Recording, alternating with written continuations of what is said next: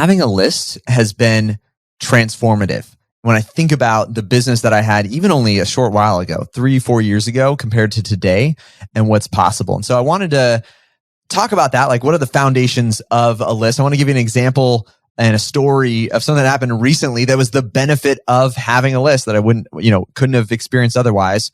And hopefully give some tactical, practical next steps if you're feeling like, okay, this is cool. Maybe either have a list for the categories of you have a list or you don't have a list. So I'm going to go from like brand new or I've got it, but maybe I don't feel like I'm, not having the same results that you are, Matt. So I want to kind of talk from that perspective. But so the backstory here we're talking about is the list. I remember the first time I heard this idea of different types of traffic, right? The traffic that exists out there in the world, it already exists. There's people out there who probably want to buy whatever you're selling.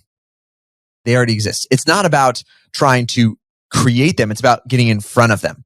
So that was the first understanding. The traffic already exists. It's not about creating traffic. It's about getting in front of that traffic. So then you had to think, where do I find that traffic? Or how do I get in front of that traffic? And you'll quickly realize not all traffic is created equally. So there's a few types of traffic. I've heard, there's traffic you buy, right? Which is I literally just pay money. That's paid ads. I can pay money to Facebook and they will guarantee impressions. That's all they're guaranteeing. I will get in front of that traffic. So I can buy traffic.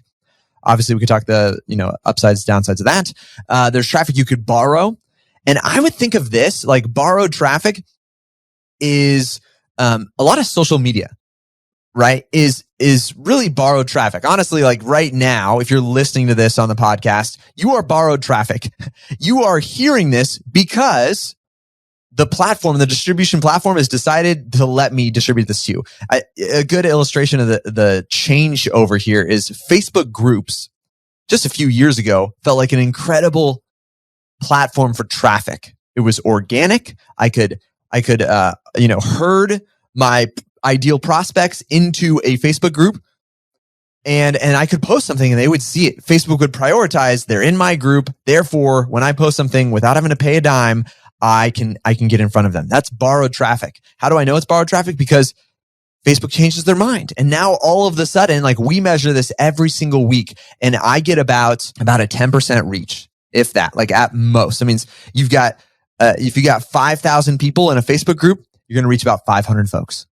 And that's just how it kind of goes. And so you might have said at a point, wow, look at this traffic. I've found a way to assemble this. I've got 5,000 people in a Facebook group, but it's borrowed. That can change on a dime for any reason, and you don't have control of it. And so then the last one is the traffic you own. And that idea of what is owned traffic, it comes down to the list. The ability to interact with someone on their terms in their kind of like most communicative place, basically email or phone. That's what we're trying to build here. If you have a list, if you have a database of their email and their phone number, you can probably reach out to them forever, right? Or there's a way to do it.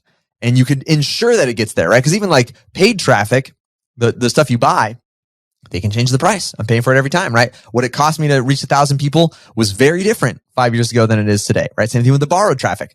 What I was able to do with borrowed traffic and reach 1,000 people, very different 5 years ago to today. With owned traffic, the difference in my ability to reach 1,000 people 5 years ago to today is we're talking pennies. And in some ways, it's actually improved. Like we've actually seen a shift and a cost reduction because you're looking at like tools that you're using to deliver email. Technically, email, there's a vehicle there where it's free. You can take that list, and if you do it slow enough, you can reach out to people for free, for absolutely no cost, which is phenomenal. And so that's what we're looking at